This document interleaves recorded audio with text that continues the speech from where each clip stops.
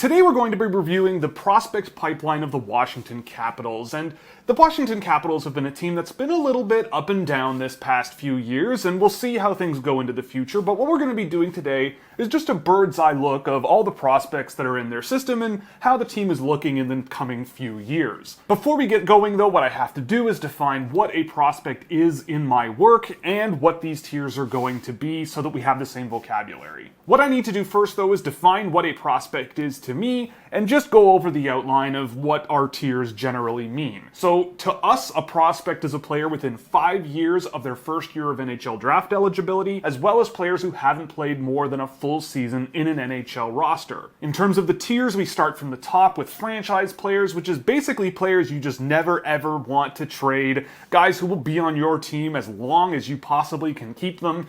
A core level player is a player who also probably is on your team as long as you possibly can keep him, but only in the most ridiculous of circumstances do you maybe trade them. And then below that you have your depth players who to me are your second, third, fourth line guys that could play a full entire NHL season and not look out of place. Then you have your maybes who might have a lot of upside but a long way to go, or not a lot of upside and might not quite be enough to make an NHL roster but may be able to fill in one day.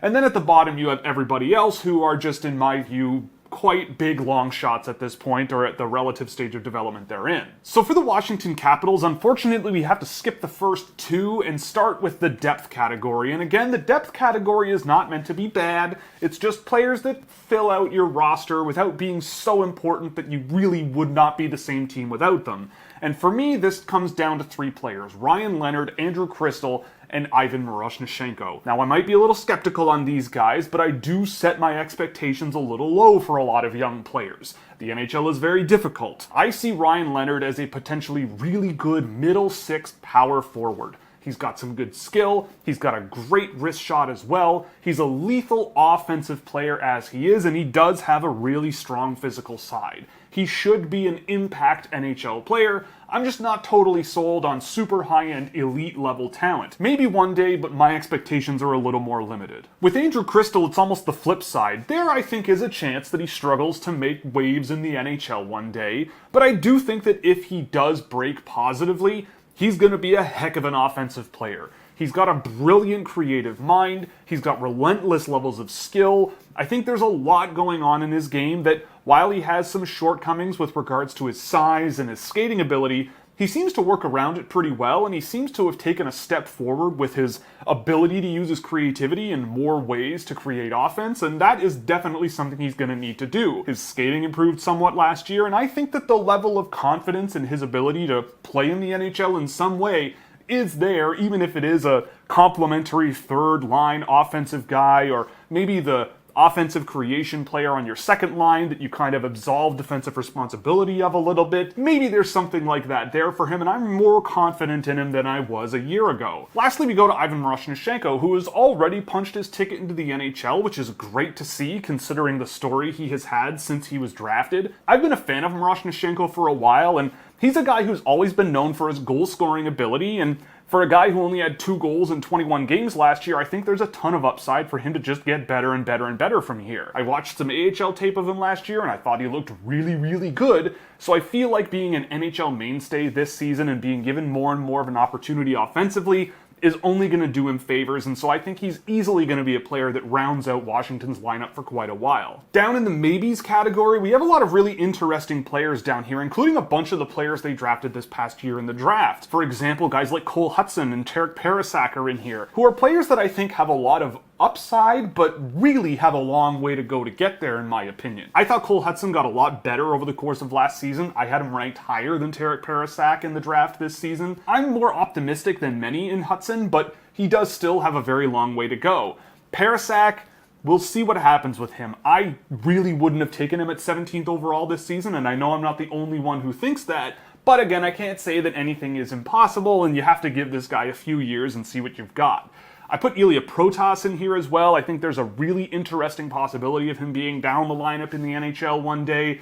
Hendrix Lapierre is in here. I'm still not 100% sure of his NHL effectivity yet. He hasn't really looked out of place there, and I think he really rides the line of this depth and maybe category because you could argue he's already NHL depth, but I still wonder that over a long period of time what he will be. Outside of that, we have some other interesting players in here like Alexander Suzdalev and Brent Johnson, who bring a lot of skill but really haven't quite developed that next level of offensive ability to take over a play and control things themselves and likely look like NHL players as much as I like those players. And then you have guys like Vincent Iorio and Eric Smitejko, who are guys that, yeah, I could see along with Ilya Protas being guys that fill out an NHL lineup one day, but they have some time to go.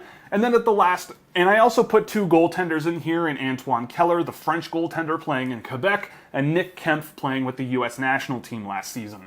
I like both of these goaltenders well enough. I like Kempf a little bit more, and I do think there's more of a chance of him making it, but whenever I have seen Antoine Keller in net, both for the French team and in the QMJHL, he has looked pretty decent. So there's some interesting options in net here, and we can move down to the everyone else category. Generally, the everyone else category is just a lot of guys that maybe went in the 7th round at some point, or guys that are much further along in their development and still don't really quite look like NHL players, and that's largely what's down here for the Capitals. I really like Ludwig Persson and always have, and I'm always holding out hope that he will regain the form that I remember seeing when he was just a 16 and 17-year-old kid playing in Sweden. But outside of that, a lot of this tier is kind of fine. I'm not really blown away with any of these players. I would say that maybe Peter Sikora is one that could work his way out of here because I did like what I saw out of him this season, but I just don't know if it's going to be enough to be an NHL player at some point. Not impossible, but we'll see where things are in 5 years with all of these players down at the bottom. So that closes out the Washington Capitals. I hope you enjoyed. If you liked it, you can subscribe down below and click like on the video. If you really liked it, you could go to Scouching.ca and consider subscribing, where you'll get early access to content, exclusive written content, early access to our videos, as well as plenty of other cool stuff like data tables for drafted and undrafted prospects, and plenty of other cool stuff you can check out at Scouching.ca. So that's it for the Washington Capitals, and join me tomorrow when we look at the Buffalo Sabres.